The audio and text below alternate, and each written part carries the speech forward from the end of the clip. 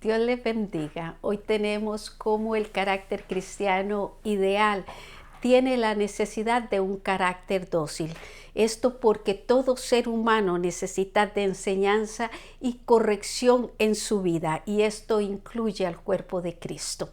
La lección de hoy quiere ayudarnos a ver la importancia del carácter dócil y la disposición humilde necesaria para ser enseñados. Si humildemente aceptamos que nos ayuden a ver lo que no vemos, nuestra participación dentro de la obra de Dios será más efectiva. No hacerlo sería participar del pecado de rebeldía que tanto daño le hizo al pueblo de Israel en su relación con Dios. Éxodo 32, 9. Primer punto, Apolo fue dócil en recibir la instrucción que requería. Apolo era elocuente y poderoso en las escrituras, nos dice Hechos 18, 24. Llegó entonces a Éfeso un judío llamado Apolos, natural de Alejandría, varón elocuente y poderoso en las escrituras. Este verso nos relata la llegada de Apolos a la ciudad de Éfeso. Él era judío y natural de Alejandría.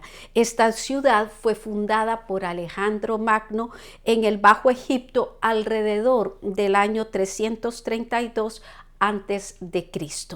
Y se cree que fue Marcos el que llevó el Evangelio de Cristo a aquella ciudad donde había una gran población de judíos. Dentro de las virtudes que la palabra nos enseña de Apolos era que era elocuente. Esto significa que era preparado y tenía una gran habilidad y facilidad de expresarse verbalmente y por escrito de una manera clara y concreta.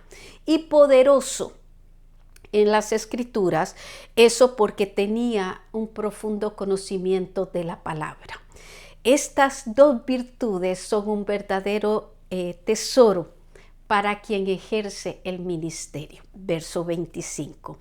Este había sido instruido en el camino del Señor y siendo de espíritu fervoroso hablaba y enseñaba diligentemente lo concerniente al Señor, aunque solamente conocía el bautismo de Juan. Apolo fue instruido en el camino del Señor. Eso nos dice que no solo era salvo, sino que fue desarrollado e instruido. Él aportó a esta instrucción un espíritu fervoroso, un espíritu ardiente, brillante, anhelante en lo relacionado a las cosas de Dios. Esto le permitía hablar y enseñar diligentemente, aunque solo conocía, dice el verso, el bautismo de Juan. Los peregrinos judíos que fueron a Jerusalén en los tiempos del ministerio de Jesús oyeron a Juan el Bautista predicar del Mesías. Y algunos en la persona y obra de Jesús reconocieron el cumplimiento de las profecías mesiánicas del Antiguo Testamento. Y uno de ellos fue Apolos. Como era poderoso en las Escrituras, pudo recibir las buenas nuevas de salvación y hasta presentársela a otros. Punto B. Una vez instruido, Apolo fue de gran provecho a los creyentes. Seguimos en el verso 26. Y comenzó a hablar con denuedo en la sinagoga, pero cuando le oyeron Priscila y Aquila, le tomaron aparte y le expusieron más exactamente el camino de Dios. Este verso nos deja ver a Apolos en Éfeso. Y estaba en la sinagoga ministrando a los judíos y dice que lo hacía con denuedo, que implica el sentido de hablar con franqueza, libertad e incluye la valentía de hacerlo públicamente. Esto lo oyeron Priscila y Aquila, quienes con gran discernimiento le tomaron aparte y le ayudaron en los puntos que necesitaba él ser enseñado y ser corregido. Aquí dice, le expusieron más exactamente el camino del Señor. Dice también que lo hicieron aparte. Esto nos enseña que hubo estima, respeto y valorización de las virtudes que ya él tenía y que las había puesto al servicio del Señor y de sus semejantes. Y Apolos, ahora con una instrucción más completa, podía ser mucho más útil. Verso 27. Y queriendo él pasar a Acaya, los hermanos le animaron y escribieron a los discípulos que le recibiesen. Y llegado él allá fue de gran provecho a los que por la gracia habían creído. En aquella región de Acaya estaba la iglesia de Corintios. A pesar del nivel de influencia que podamos tener en Cristo, nunca está de más el apoyo que podamos recibir de otros. En este caso, las cartas de los hermanos de Éfeso para que recibiesen a Apolos en Acaya. Y su presencia, dice, fue de gran apoyo y de gran provecho, a los que por la gracia habían creído, para edificar la fe de los santos. Fíjense, además de saber las escrituras, debemos de tener la actitud correcta. Verso 28. Porque con gran vehemencia refutaba públicamente a los judíos, demostrando por las escrituras que Jesús era el Cristo. Apolos, con gran vehemencia y de una forma intensa y muy convincente, refutaba públicamente a los judíos, demostrando por las escrituras que Jesús era el Cristo, era el Mesías. El hombre que no ha nacido de nuevo no puede ver la verdad que está en la palabra. El ejemplo que tenemos son aquellos judíos. Ellos tenían maestros e intérpretes de la ley, escribas y fariseos que estudiaban las escrituras. O sea, entre ellos había toda esta lista. Pero sus ojos estaban vedados y no podían ver la cantidad de referencias del Antiguo Testamento respecto a Cristo. Mas Apolos, fíjese, un hombre salvo y lleno de la sabiduría de la Escritura, usando esa misma palabra, podía demostrar por medio de ellos que Jesús era el Hijo de Dios. En nuestras congregaciones necesitamos ministros sabios y a la vez dispuestos a ser instruidos. Y también hermanos como Priscila y Aquila, que aporten de su experiencia y de su formación a los nuevos ministros que vienen formándose. Pregunta: ¿qué le permitió a Apolo recibir la instrucción y a Priscila y Aquila enseñarlo?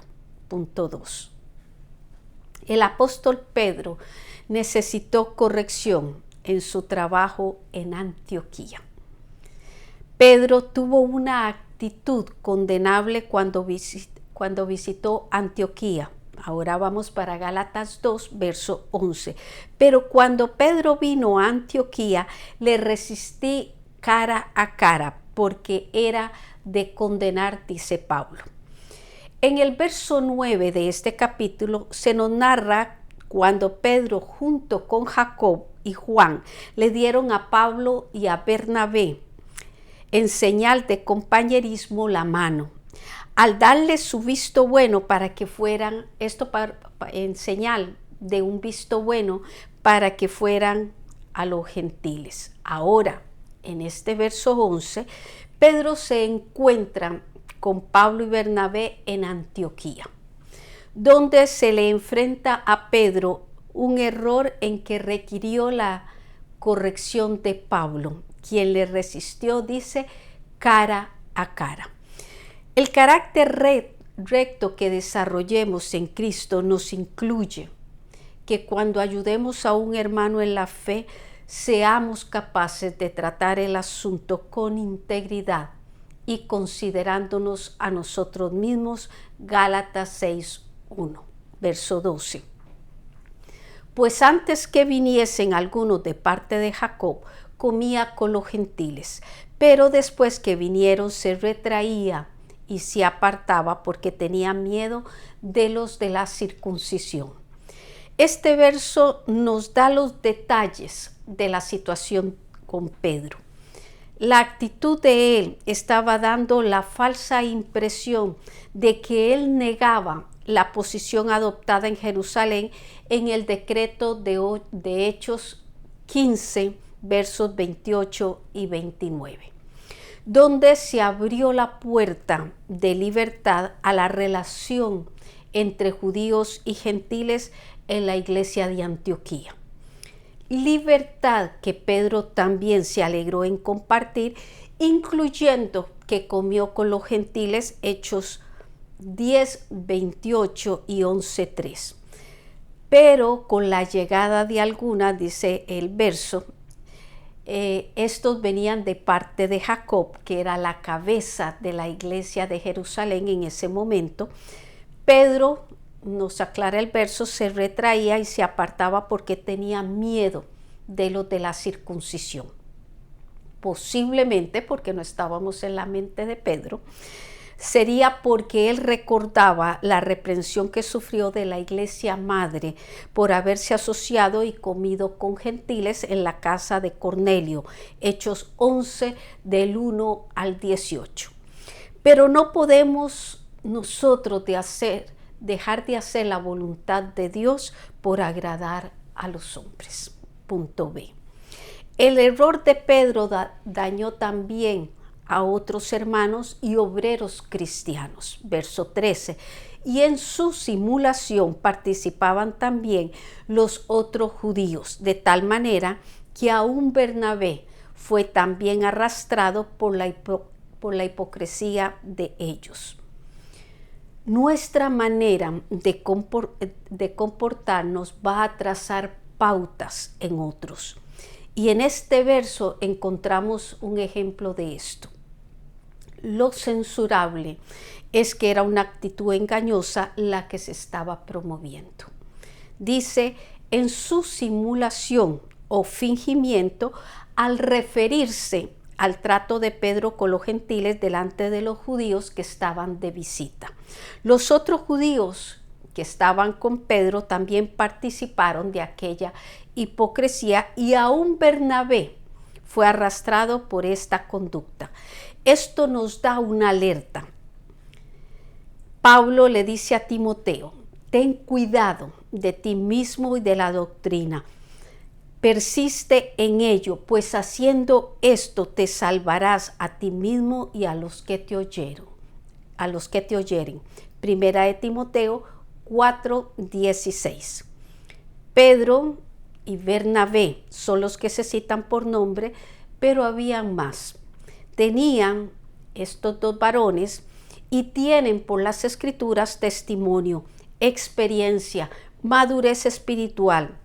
Y todo esto es bueno y es necesario, pero aún los mejores tenemos que entender que no son Cristo. Todos necesitamos en algún momento de la ayuda, si no siempre, de la ayuda del Señor, de la iglesia, de líderes y de su palabra cada día. Y sobre todo dice, sed imitadores de Dios como hijos amados. Efesios 5:1. Y tomando en cuenta nosotros esta vulnerabilidad, podemos edificarnos unos a otros en amor. Pregunta, cuando ayudemos a un hermano en la fe, ¿de qué tenemos que ser capaces? Punto 3. Hay que ser dócil para andar conforme a la verdad del Evangelio. El obrero cristiano debe de tener una conducta acorde a la verdad del Evangelio. Seguimos en Gálatas 2, verso 14. Pero cuando vi que no andaban rectamente conforme a la verdad del Evangelio, dije a Pedro delante de todos, si tú siendo judío vives como los gentiles y no como judío, ¿por qué obligas a los gentiles a judaizar? En el cuerpo de Cristo tenemos protectores o cuidadores que inspeccionan las acciones de otros. En aquel momento se les llamaba sobrevedores y Pablo fue uno de ellos. Él rápido se dio cuenta que Pedro, los otros judíos y aún Bernabé no andaban conforme a la verdad del Evangelio. Y una de las garantías del Evangelio es su verdad. Y ante el peligro de lo que pudiera desencadenar, en lugar Pablo, de murmurar a espaldas del apóstol Pedro, lo enfrentó ante todos. Esta amonestación pública no solo procuraba corregir a Pedro, sino dejar una enseñanza clara a los que estaban con él para que volvieran de su error. Primera de Timoteo 5:20, Pablo instruye a Timoteo que a los que persistan en pecar, repréndelos delante de todos para que los demás también teman. Las palabras de Pablo fueron que si él era judío, pero vivía como gentil, porque pretendía enseñar a los gentiles a judaizar. La idea es, si Pedro podía traspasar las tradiciones judías al comer con los gentiles, ¿por qué engañar a los gentiles haciéndolos guardar las tradiciones judías? Verso 15. Nosotros, judíos de nacimiento y no pecadores de entre los gentiles. Este verso, aclaramos, no pretende poner al judío por encima del gentil en cuanto a pureza. Lo que se está tratando es de situar tanto a unos como a los otros en el mismo nivel de necesidad espiritual. A los judíos no son más aceptados ante Dios por guardar ciertos ritos de la ley. Entonces sería injusto judaizar a un gentil para que encuentre el favor de Dios. Ni judíos ni gentiles pueden lograr por sí mismos la salvación. Punto B. Debemos comprender humildemente que somos salvos por la gracia de Dios. Verso 16. Sabiendo que el hombre no es justificado por las obras de la ley, sino por la fe en Jesucristo, nosotros también hemos creído en Jesucristo para ser justificados por la fe de Cristo y no por las obras de la ley, por cuanto por las obras de la ley nadie será justificado. Entendamos la enseñanza doctrinal que Pablo está impartiendo en este verso. El hombre no es justificado por las obras de la ley, porque se ha manifestado la justicia de Dios, testificada por la ley y los profetas, nos dice Romanos 3:21. Y Romanos 10:4 confirma, porque el fin de la ley es Cristo para justicia a todo aquel que cree. Además, Pablo hace énfasis 2 veces más en este verso 16 que la salvación no es por las obras de la ley. La palabra en Colosenses 2, 16, 17 nos da el propósito de que en otro tiempo se aceptara la ley. Dice, todo aquello era sombra de lo que había de venir. Y para dar más firmeza a la enseñanza se agrega, si la justicia fuera por la ley, entonces por demás murió Cristo, Gálatas 2:21. Otro tema importante que Pablo expone en este verso es el valor que Dios le da a la fe como el medio para alcanzar la salvación. Por eso en Efesios 2, 8 y 9 dijo, porque por gracia sois salvos por medio de la fe. Y esto no de vosotros, pues es don de Dios, no por obras para que nadie se gloríe. Y nosotros también hemos creído, testifica Pablo, refiriéndose a ellos como judíos. Con esto no solo corrige, sino que rectifica rectifica el error que se cometió. Así que la justificación se puede definir como el acto de gracia de Dios, por el cual, en base a la obra mediadora de Cristo, Dios declara justo al pecador arrepentido y éste lo acepta por medio de la fe. Nuestra última pregunta. En cuanto a este tema, ¿qué es lo que no podemos lograr por sí mismos? Reflexión. La palabra da méritos al que oye humildemente y es dócil a la instrucción. Y aunque tengamos como Apolos o Pedro mucha revelación de la palabra en una área, necesitaremos la ayuda de otros para ser bendecidos con lo que Dios les ha dado a ellos. En este caso fueron Priscila, Aquila y Pablo. Seamos agradecidos, hermanos, con aquellos que Dios levante para instruirnos en su camino, porque camino a la vida, dice, es guardar la instrucción, pero quien desecha la reprensión yerra. Proverbios 10:17. Por eso te invito a oír el consejo que se nos da en Primera de Pedro 5:5, que dice, jóvenes. Esto se puede referir a alguien de edad joven, pero también de poca experiencia o de poco conocimiento. Estad sujetos, eso significa a mantener la relación. Dice a los ancianos, se deja guiar sin cuestionar su autoridad. Dejémonos que ellos nos guíen sin cuestionar su autoridad y voluntad. Unos a otros son el medio que Dios usa. Dice, revestidos de humildad, porque esta cualidad es la que nos permite una actitud abierta, flexible y receptiva para aprender lo que no sabemos, porque Dios resiste a los soberbios y da gracia a los humildes. Para nuestra próxima semana, el carácter cristiano y el fruto del Espíritu. Bendiciones.